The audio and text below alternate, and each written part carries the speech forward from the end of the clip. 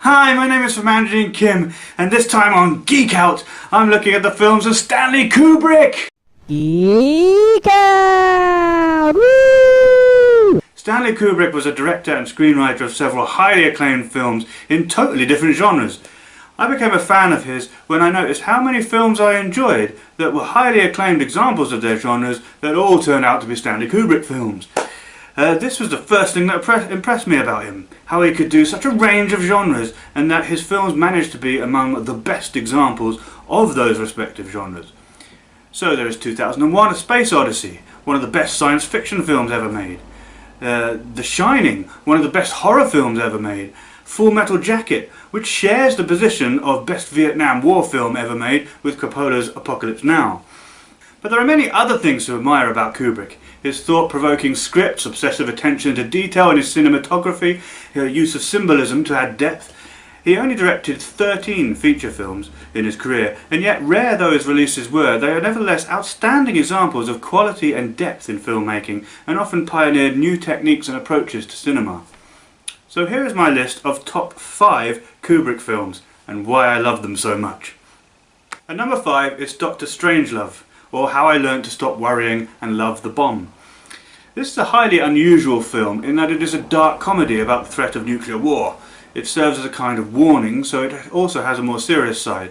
The seemingly insane General Ripper puts his base on red alert and orders Wing Attack Plan R. Basically, events are set in motion that cause a nuclear war, and every attempt to stop it fails. Pretty depressing, but the mood is lightened considerably by the comic acting of Peter Sellers in particular, and the many examples of basic human stupidity and pig-headed stubbornness on display.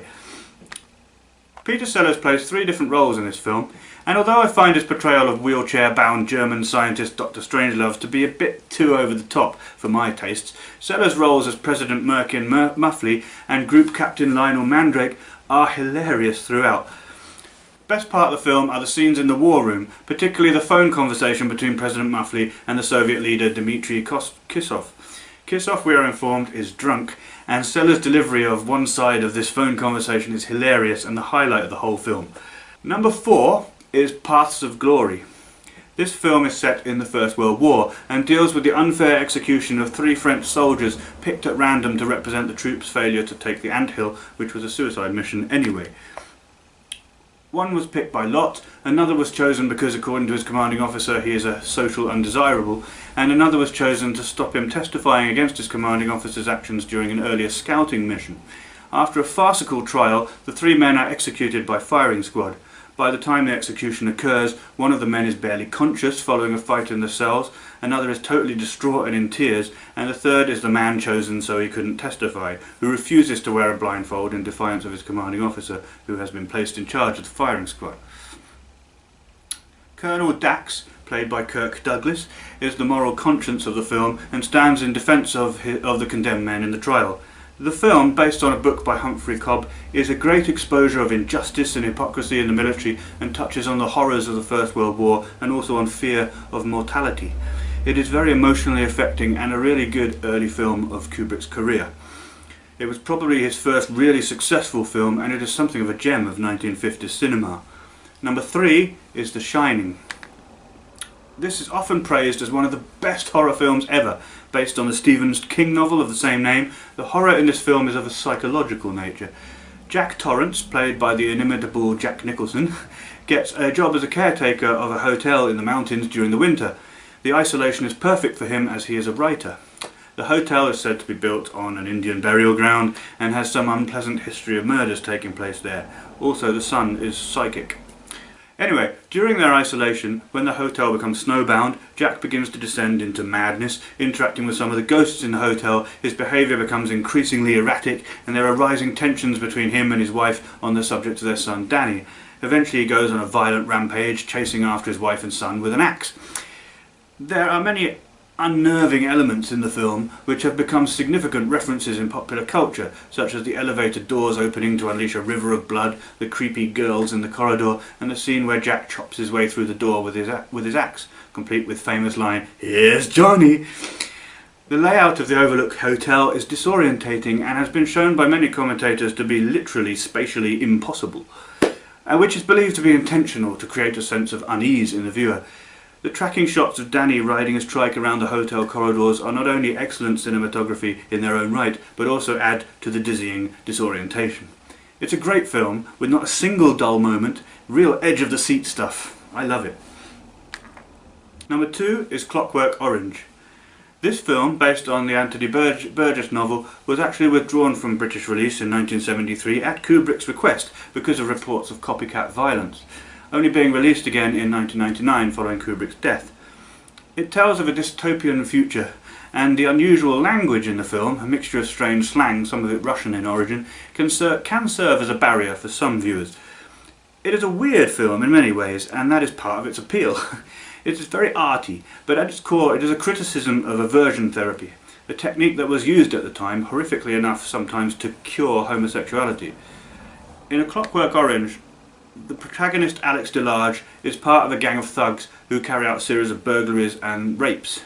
When Alex is betrayed by his gang and arrested, he spends some time in prison and then volunteers for the Ludovici technique, a form of brainwashing and aversion therapy that will turn him from a violent thug into a peaceful member of society. It gives him strong aversion in the form of physical sickness to both violence and sex. However, the treatment leaves him vulnerable to those who wish revenge against him, and eventually one of his former victims exploits the accidental side effect of aversion to Beethoven's Ninth Symphony to drive him to attempt suicide. The minister who approved the Ludovici technique then attempts to undo the public relations scandal by reversing the treatment and getting Alex on his side. It's a film about social manipulation and control then, and even though Alex's actions in the early part of the film may be abhorrent, we ultimately take his side because of the horrific abuses of power and affront to free will exhibited by the aversion therapy that the Ludovici technique represents. It is an intelligent film, but also a lurid and enjoyable one.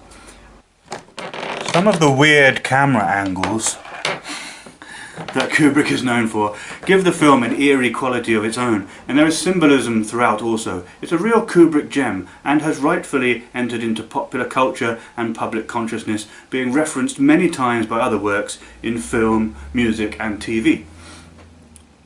But my number 1 favourite Kubrick film, however, is Full Metal Jacket. Now, I'm not usually a fan of war films, but there is no film that better depicts the psychological horror and dehumanizing effects of war and the military.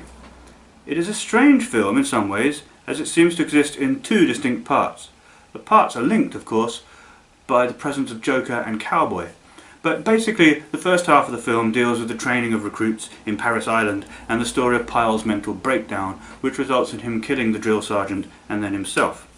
The second half of the film then involves events in Vietnam itself, the horrors of war, and Joker's eventual chilling mercy killing of a female sniper. For a long time I liked the first half of the film more than the second, and indeed it is this segment of the film that has entered the popular consciousness, whether through the drill sergeant's put-downs of his recruits, many of which have been sampled in industrial and dance music tracks, the notorious scene where Pyle is beaten by the whole platoon with bars of soap wrapped in towels, or the toilet scene where Pyle shoots the drill sergeant and then himself.